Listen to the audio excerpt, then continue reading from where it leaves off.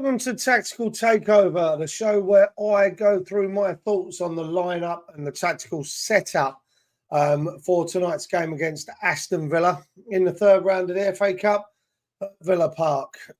Yesterday's announcement of Graham Potter as the new West Ham head coach kind of put a kibosh on a lot of thought that had gone into what could have been. To be honest, I really didn't do much, knowing that Lopetegui was on his way out.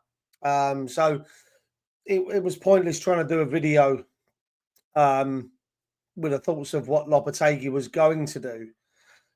Pretty much knowing he wasn't, well, we were about 85% certain, weren't we, that he wasn't going to be in charge of tonight's game. So I left it and I waited, and lo and behold, I was right to do so.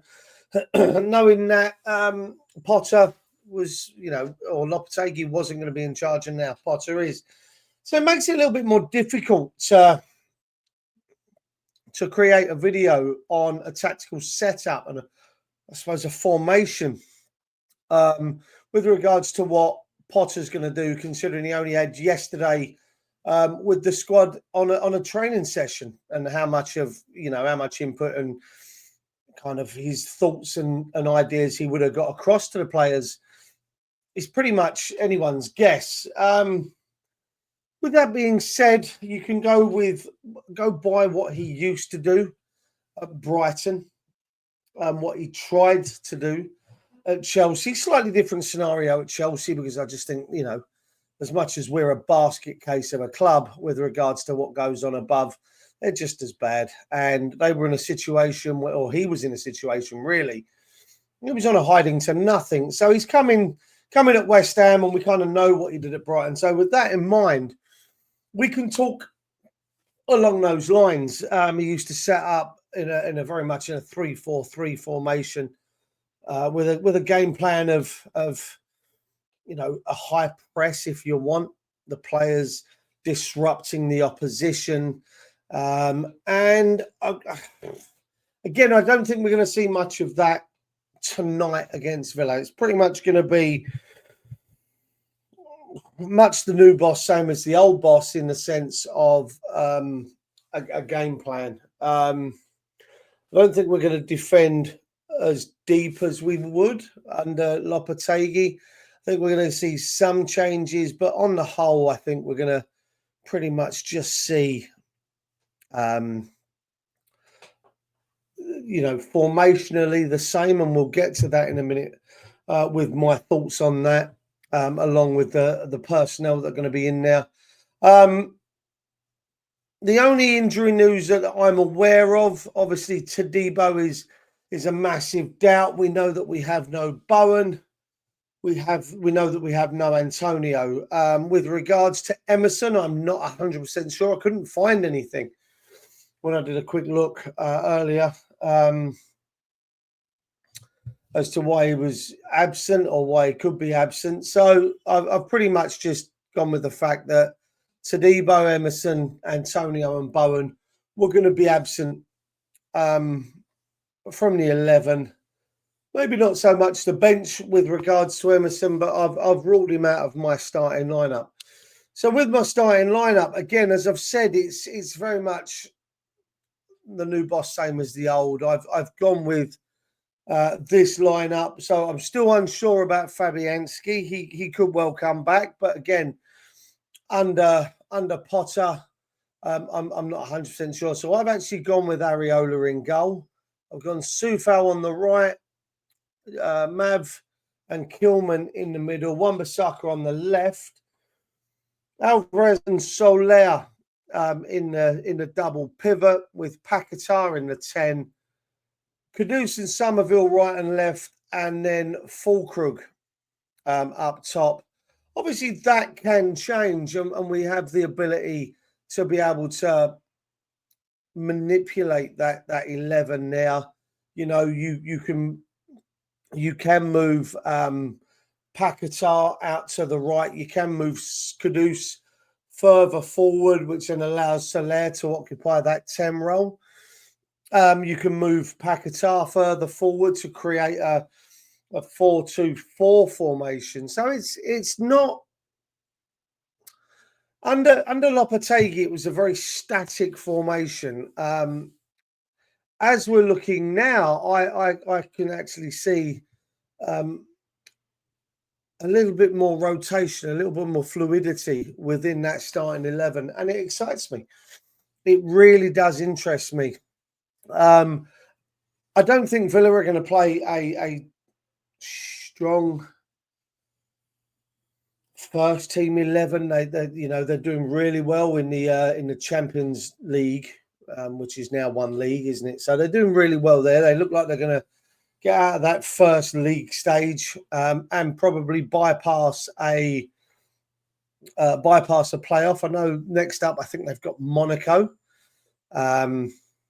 which could very well be interesting for them. But I think a win there would probably see them through without a messing around with the playoffs. So, that being said, I think they're going to put out a weakened side, but their weakened side compared to a Fulham that we're playing on Tuesday, or a Bournemouth, for instance, their weakened side is still relatively strong and still a bloody good side. They've still got some strong players in there. From what I understand is they have sold Philogene to Ipswich in the last day or so. I think Philogene went for about 20 million, 21 million. So, their strength in depth is relatively good, and it's something we can hopefully hope for. What I would like to see off the back of my starting 11 would very much be a few more youngsters on the bench. I know Scholes has been featured on the bench with Lopetegui before he left. Same with Kalen Casey. I'd like to see both of them make it back. I'd like to maybe see Lewis Orford on the bench as well. I mean, we've got another game on Tuesday against Fulham, and as much as I would, well, it's not a case of as much as I would. I want a good cup run. I want Potter to take this FA Cup very, very seriously. I want to see him put out the lineup or something close to in strength as what I've put up there. But I also like to see, with his history of bringing through youngsters, that I would like to see the youngsters come in. If we're in front and we look like we're cruising into the last 10 minutes, 2 or 3 goals in front, then why not give one of the youngsters a 10-minute run out? On the flip side of that, if it looks like we're going out, then let's do the same thing. Let's bring on Casey for Mav and see what his partnership could be like if it was built alongside Kilman. Let's bring on Orford and give Orford a little run out in the first team. Because, as we've said before, we use the moniker the Academy of Football. So let's start using some of those youngsters coming through. Let's start putting some of them in. I'd like to see us take this game to Villa tonight. I'd like to see us really ramp up this excitement that we all seem to have developed over the hiring of Potter as the head coach. He's suspected to bring in his backroom staff. Whether or not they were already there today, again, I've not seen anything. I know he wanted Bruno, I can't think of his surname. Xavi Valero has stuck around. And there's a couple of others he's looking to bring in. So, the excitement that's been created, the buzz that I have around Potter coming in, I really like to see that translate onto the pitch tonight against Villa. I'd like to see us really go for it. Now, it all really depends. For a score prediction, all very much depends on how he sets up. I mean, we've all been all of the YouTube guys have been not negative, but kind of downbeat, if you want, when it comes to score predictions in recent weeks, in recent months, with how we think we're going to do. I'm gonna hedge my bets, and I'm gonna give us a 3-1 win tomorrow. I'm gonna put my money where my mouth is as well. tonight, and I'm going to drop a little bet on. But I think a 3-1 win, and I think we're going to see a long overdue performance from our so-called star boy tomorrow night. And I think we're going to see a couple of goals from Hamid Kudus, probably one from Nicholas Fulkrug as well, as he looks to add to his 2 that he's got for us so far this season. So I'm going with a 3-1 win. Do me a favour, guys. Drop your comments below. Tell me what your preferred lineup would be. As I said, here's mine. Areola, Soufal, Mav, Kilman, Wan-Bissaka on the left, Alvarez Soler in the pivot, Kudus right, Somerville left, Paquetá in the 10, Fulkrug up top. Let me know your formations. Let me know your thoughts on a scoreline. Leave your comments below. If you haven't already done so, please subscribe to the channel. It takes 2 seconds to do so. Please like the video.